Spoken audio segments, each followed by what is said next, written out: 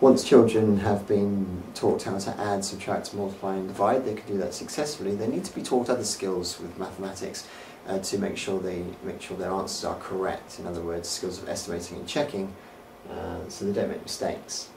So if we have a question like 56.4 take away 8.2, the first thing we would do is ask children to estimate that by simplifying the question. In this example, you could round that to 56, you can round this to 8, and in your head you can quite easily do 56 take away 8 is 48. So we'd expect our answer to be very close to 48. We then choose an appropriate method for the problem. In this case, I would suggest decomposition would be very straightforward.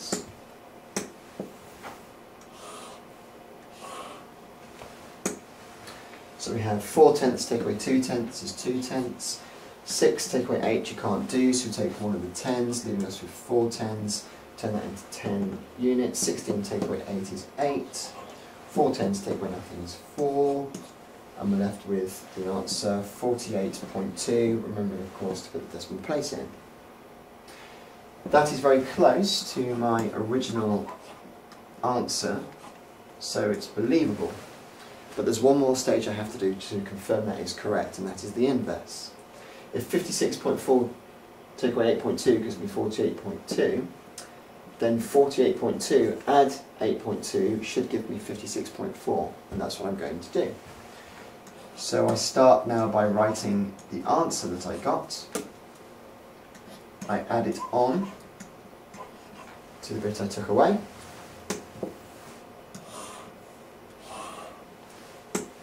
And we see what we get. 4/10, 16 units, 5 10s, 56.4. We're back where we started, so that has to be correct.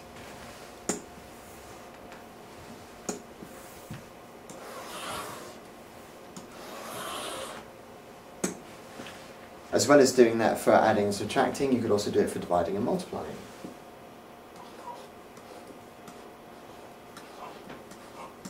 For instance, 504 divided by 8. First of all, we estimate our answer. Okay. And before we do that though, it's useful to write out the 8 times table.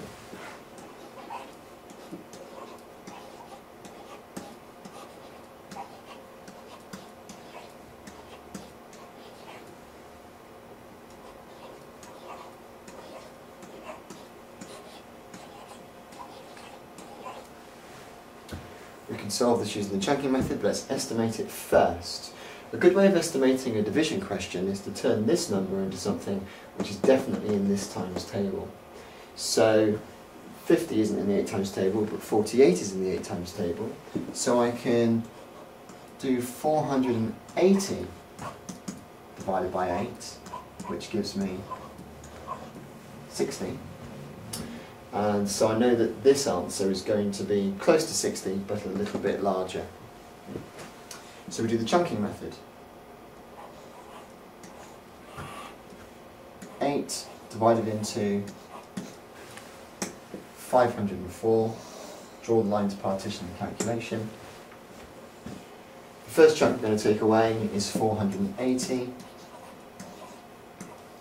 And that is 60 lots of 8. We are then left with 4 units. Done. Can't do 0 10s take away 8 10s, so we take one of the hundreds, turn it into 10 10s. We've now got 2 10s. And that's what we've got left over. We can now take away 24.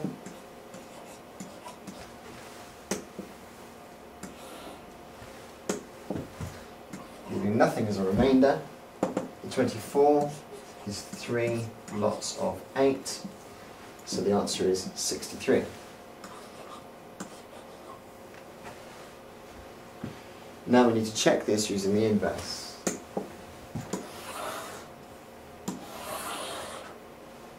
Which would be to multiply those two numbers together using a very simple grid method. 60 and 3 multiplied by 8.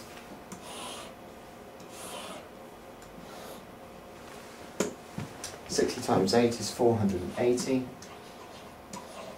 8 times 3 is 24. We add those together and get 504, which was the original answer, therefore correct. And that's how you check your work, by estimating and doing the inverse.